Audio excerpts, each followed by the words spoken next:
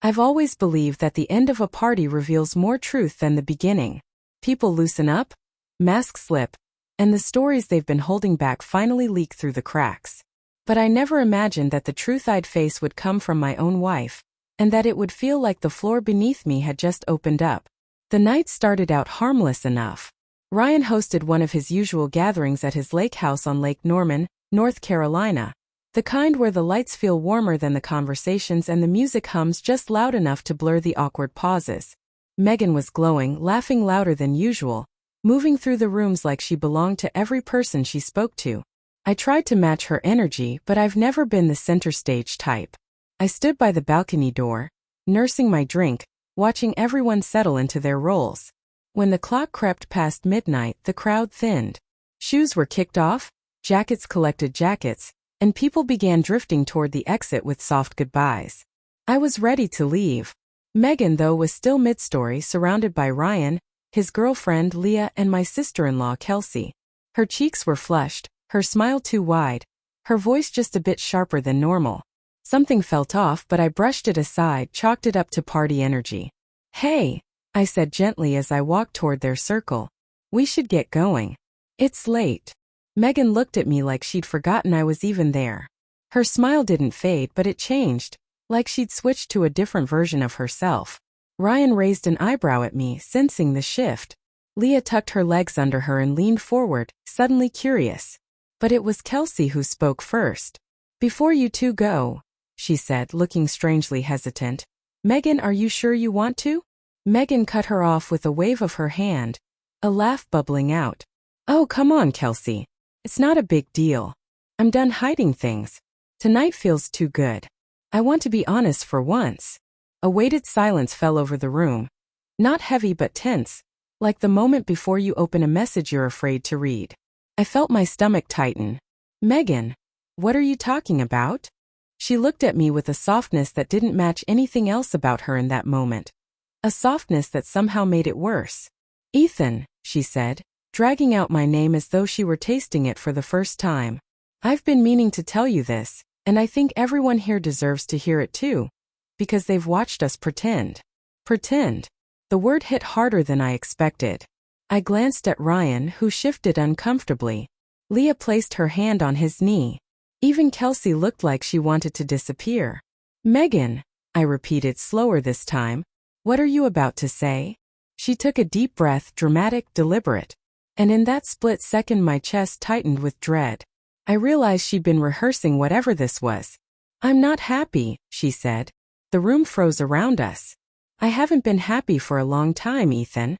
And I can't keep pretending everything is fine just because you're comfortable with routines and quiet nights. I need more than that." It felt like the air had been sucked out of the room. I stood perfectly still, unable to respond, unable to even swallow. My wife had just undone years of marriage with a single confession delivered like a casual opinion.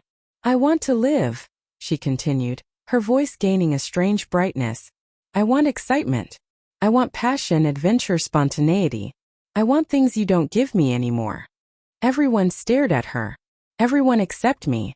I stared at the floor, trying to process how she had chosen this moment, this audience, to expose something so personal, so intimate.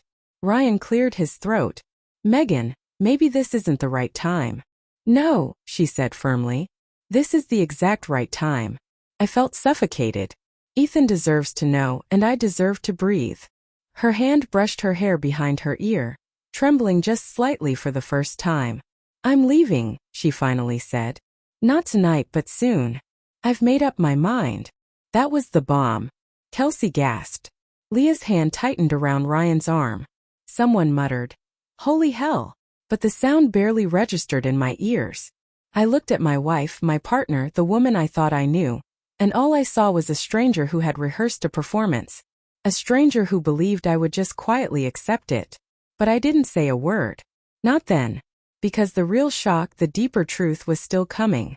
And I think even Megan didn't know I was about to change everything. I don't know how long I stayed silent, but it felt like time stretched itself thin. Megan shifted under the weight of it, her confidence flickering for the first time all night. She expected me to yell or break down or beg. She expected a scene she could point to later and say, "See, this is why I had to leave." But I just breathed in slowly and lifted my head. Okay, I said. The word sliced clean through the heavy air. Ryan's eyes widened. Kelsey blinked. Leah's jaw tensed. Even Megan straightened like she'd been slapped by something she couldn't comprehend. Okay, she repeated. That's all you have to say? I answered quietly. Her brows pinched together with irritation, like she'd been robbed of the chaos she came here to create. Ethan, did you even hear me? I just told you I'm leaving you. I'm not happy. I haven't been happy for a long time.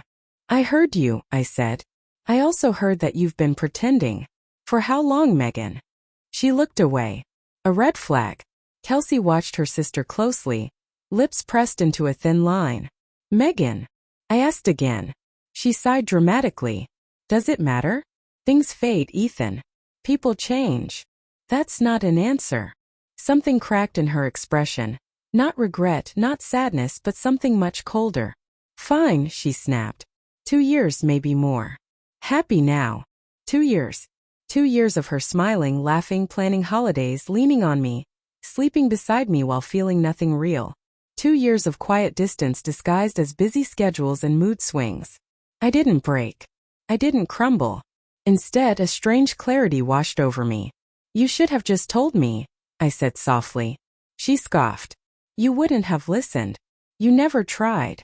That silenced her. And in that silence something else happened, something I didn't expect. Kelsey stepped forward. Megan, just stop, she whispered. Megan whipped her head around. Don't start, Kels. Not tonight. No, Kelsey said firmly, surprising everyone. Tonight is exactly when it needs to be said. You're not being honest. Not with him. Not with any of us. Megan's face paled. Kelsey. But Kelsey ignored her. She looked straight at me, guilt written all over her face. Ethan, she hasn't been unhappy for 2 years. She's been distracted.